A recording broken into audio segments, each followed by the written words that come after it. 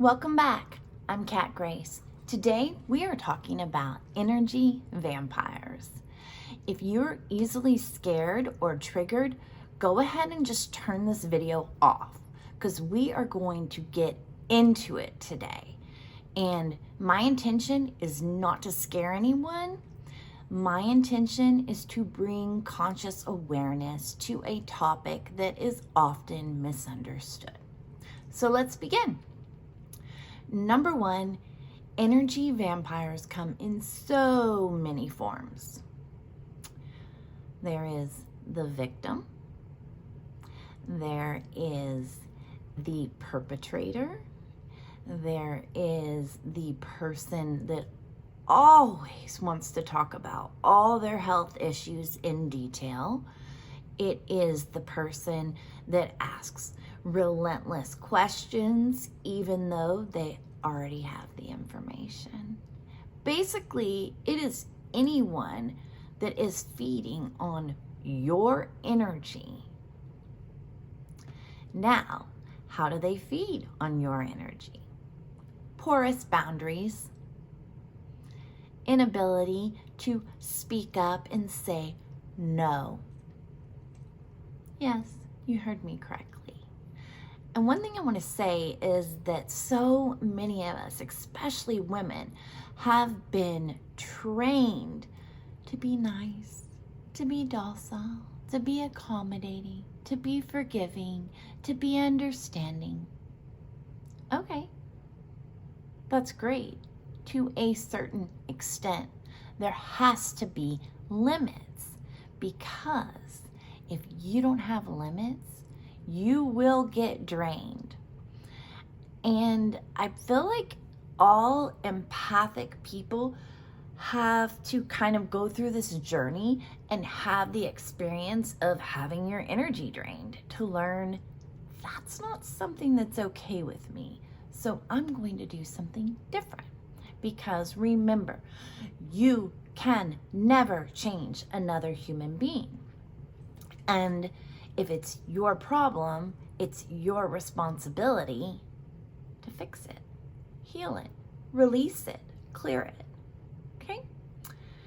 So let's talk about how someone is able to harvest your energy or feed on your energy. Okay?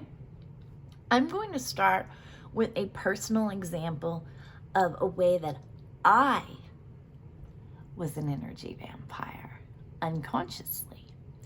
So this was probably 10 to 12 years ago, and I had undergone several spinal surgeries, and I was getting out of a physically and verbally abusive marriage at the time. And as I'm undergoing all these spinal surgeries and I have all this rage towards him and I'm unwilling to accept responsibility for any of the part I played in that relationship, I was an energy vampire, unknowingly.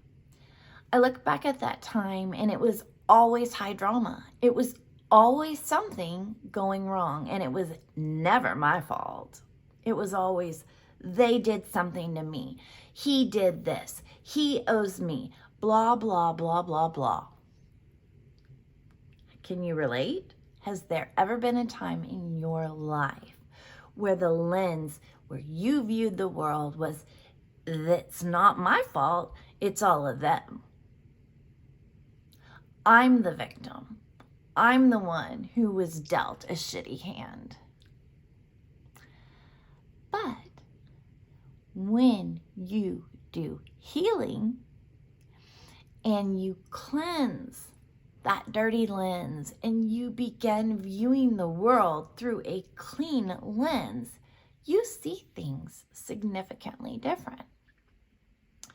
And one of the biggest shifts that I had to undergo in order to come out of victim consciousness and being this, unconscious energy vampire was to assume responsibility for my part. And I know some of y'all are saying, well, he did A, B, and C to me. Okay, And you do feel victimized. I get that. And my point is not trying to make light of anything that someone has experienced. I'm just simply wanting to give an example, okay? So if we stay in a victim state of consciousness, it's incredibly disempowering. And while society often rewards victim consciousness, internally, it is not great for the soul to stay there in that energy. Victim consciousness is a very distorted thinking, distorted energy, and it ends up feeding on other people. You tell your woe is me story and you get pity, you get people offering advice, you get people wanting to maybe even rescue you. At any point, you can stop and say, wow, I was in this abusive relationship. What about me attracted that into my life? What do I need to look at to shift my thinking, to go deeper, to find more awareness? How do I challenge this conditioning or programming that has been with me my whole life? What do I need to shift? How do I need to facilitate healing? See where the difference in the energy, because you are taking responsibility for your healing. You're taking responsibility for how you participated in that relationship. Now, I don't know anyone that has signed up to be in a relationship or a marriage and said, hey, I want you to abuse me. Well, actually, let me think about that. There probably are people in the lifestyle community that may do that. But generally speaking, most people are not looking for a marriage that's going to derail them or harm them or break their spine and create a situation where they're having to undergo surgeries and learn to walk again and, the whole 9 yards. I didn't actively go and seek that. I didn't consciously want that. But on a subconscious level, my body, my energy, my nervous system knew from very early age, abuse means love. My mother was a great example of that. And for whatever reason, let's just say her limited capacity, she was very abusive.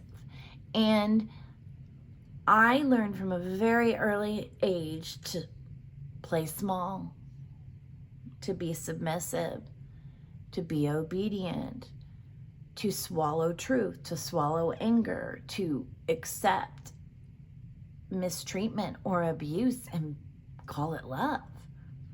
No, it's very, very distorted. And when you're raised with that type of energy, then you will naturally attract that into your relationships. And I know some people do not like to hear this, but I don't make the rules, okay? Like, you have the energetic imprint for moving towards love that is abusive and toxic. And so when that distortion is within your energetic field, until it's cleared, until you have learned a necessary soul lesson, you will continue to play that out, even if you don't want to. But what's going on kind of in the background or subconsciously will direct what comes into your field. And if you're carrying distortions in your field, you will attract them in. Now, this isn't to beat up on anyone that has experienced trauma, okay? This is simply a way to show you how to shift from a victim consciousness where it is energy harvesting, to a creator consciousness where you take responsibility for your life, the people you allow into your life, your energy field, and whether you keep it clear or distorted. You always have a choice. Even people that claim they don't have a choice, they do. Children are victims. Adults make choices. And so when you are living in a state of victim consciousness, you are essentially handing all your power to someone else, to the world, to God, to your ex, to your mother. I mean, you name it. The list could go on and on about who we can outsource our authority to. So when we reach this point where we're like, this is not working for me, I recognize that I cannot change anyone else. I have to do something different. You become willing and able to make that shift. But you cannot make that shift until you assume responsibility for your role in it. So I just kind of like went on this tangent about it. But my point being is that if you had told me, oh, Kat, you're an energy vampire, I would have thought you were crazy. But I was. When I was in victim consciousness and all this high drama and talking about it and having to tell the story over and over and to make him this bad guy, like, what do you think that did to my friends, to the people who love me and care about me? It was draining their energy. Now, it took me many years to understand that, but it's the truth. And I'm not here to sugarcoat stuff for you because I don't think that's helpful. And it's disingenuous, quite frankly. So we know about the victim can harvest energy. Let's talk about trolls online, okay? We all know that person that believes they're an authority on everything. They are constantly inserting themselves in dialogues or threads that literally have nothing to do with them. But they want to just, they want to poke. They want to see, can I get a reaction out of you? Out of anyone? Because something within their field needs to be fed energetically. These are people that will literally attack a stranger online. It's like they're just sitting around and they're like, you know, how can I be a real jerk today and cause chaos online? And so they go do it. Do we participate in it? Do we reject combative energy, or do we decide to play in it? And I know that it can be very difficult when someone is being ugly to you or underhanded. The ego flares up. It says, no, I won't allow this disrespect. And so then you start engaging in something that's like kind of toxic. And at the end of the day, it is a stranger on the internet who is looking for trouble. Don't participate. It's not even worth it. Some people are simply miserable. Some people do not have the capacity to sit with themselves and look at their behavior. They have to lash out. They have to shadow project onto someone else. And it's like the less aware someone is, the more likely something else is running the show, and it's looking for energy. So this kind of like branches into, let's talk about like entity attachments and how that happens. So the less aware, the less someone inhabits their own body, the more likely that something else is inhabiting it. Again, don't be scared. Honestly, we all pick up attachments from time to time. Like a good example would be, you remember that person that cut you off in traffic? How long did you stay angry? How many cuss words did you yell when they did it? Did it occur? Did you feel something and release it? Or did you keep playing that story over and over and feeding it energy? Did the story become bigger than life? Did it become, how dare them? Did it become something that you carried home to your spouse or to your children and you were still talking about it? The next day, were you still thinking about it? Were you still worked up and feeding it energy? That, my friend, was an attachment.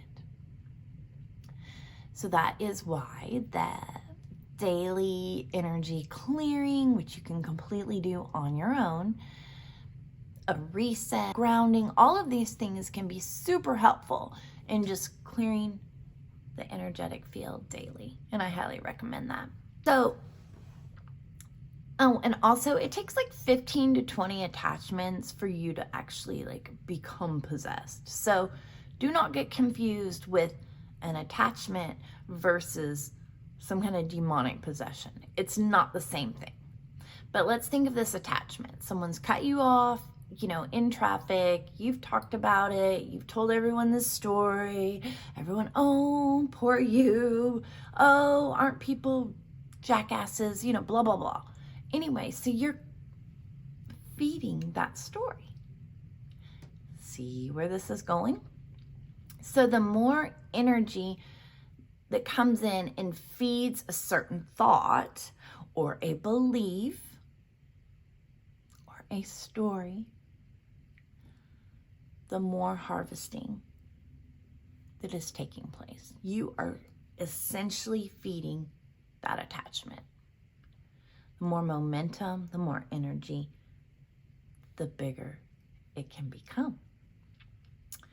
So I shouldn't say no one.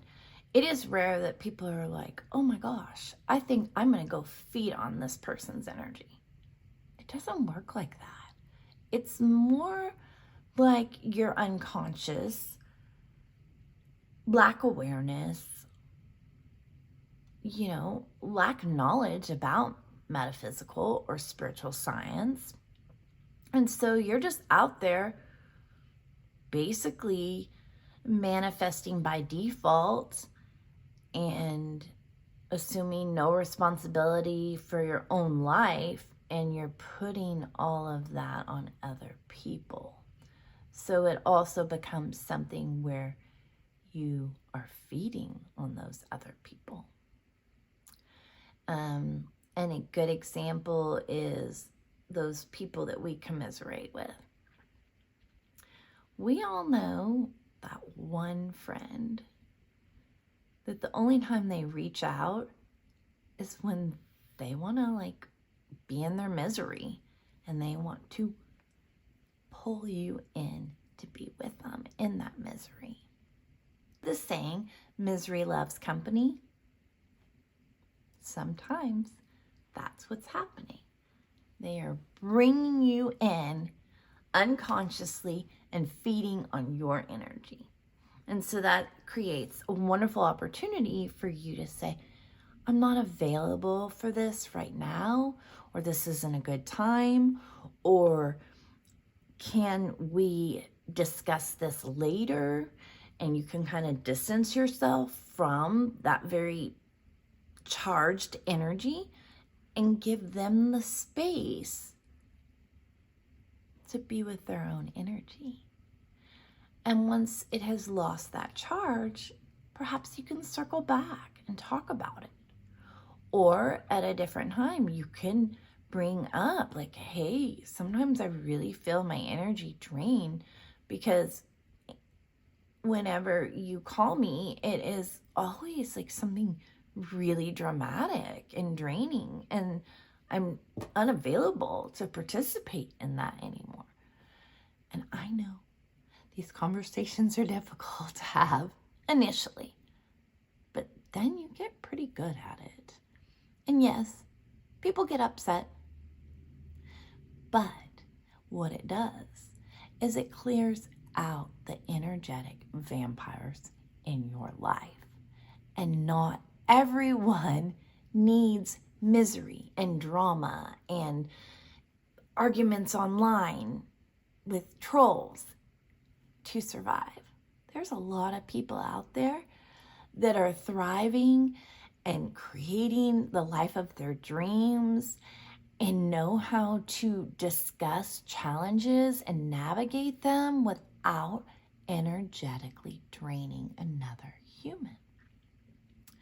So can you think of a time in your life when you were draining someone's energy? I'd love to hear about it in the comments. And of course, there is no judgment here. We all go through stages in our life where we're unconscious or we feed on another person's energy unintentionally. So there's no shame.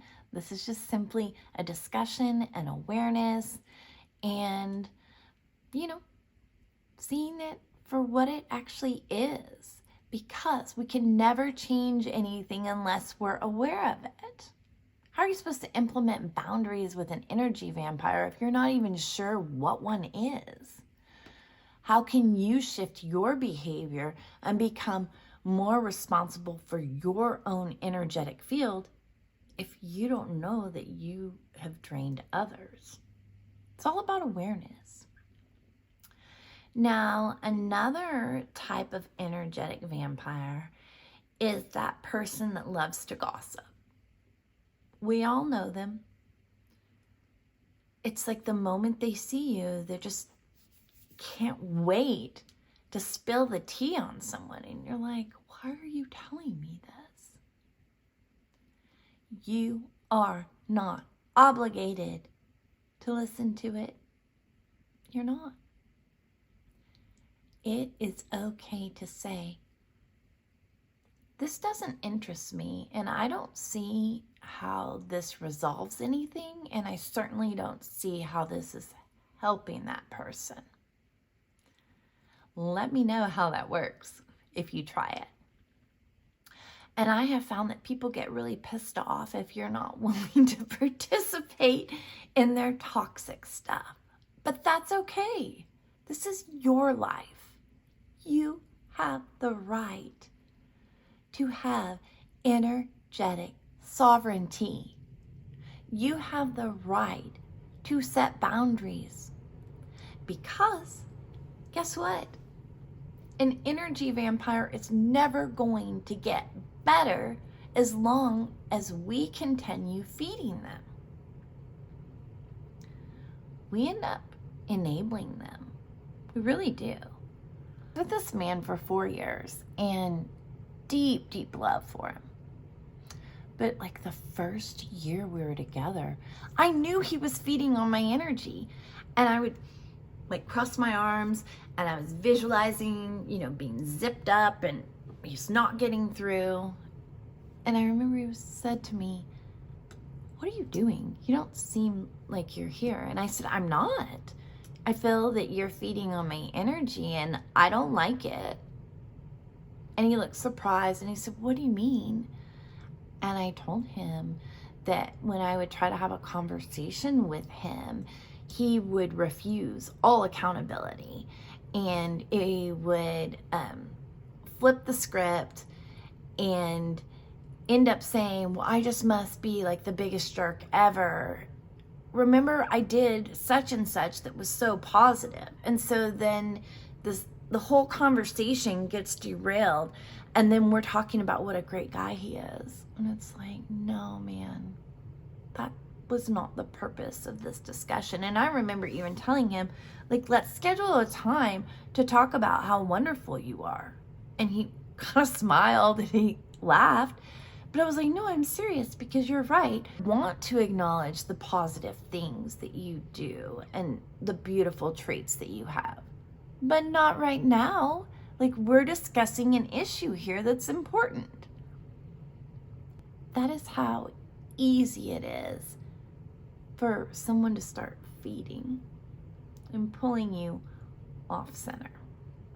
So it makes it that much more important for you to be present in your body and to honor your sovereignty and to honor other people's sovereignty.